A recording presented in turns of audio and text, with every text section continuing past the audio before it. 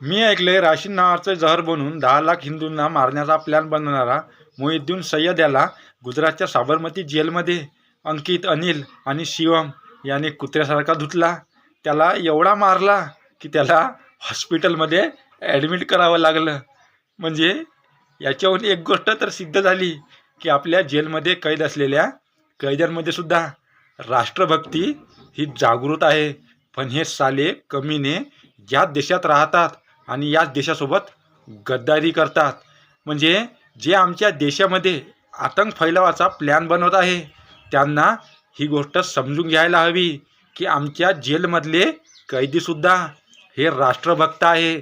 आणि त्यांना जर जेलमधून बाहेर काढलं आणि सांगितलं की जा आणि बॉर्डरच्या पलीकडे जाऊन जो आपला शत्रू आहे ना, जो आपल्या देशाविरुद्ध षडयंत्र करत आहे त्यांना जाऊन संपवा, तर चुटकीमध्ये तुमचा कार्यक्रम होईल.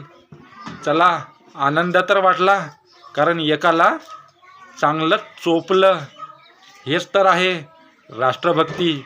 भले ते कैदी जेलमध्ये का असेना, त्यांनी कोणता गुन्हा का केला असेना, पण त्यांनी त्याला ठोकण्यासाठी कोणता विचार नाही केला. जय हिंद. मैंने वचन दिया भारत माँ को तेरा शीश नहीं झुकने दूंगा. खरंच आनंद झाला.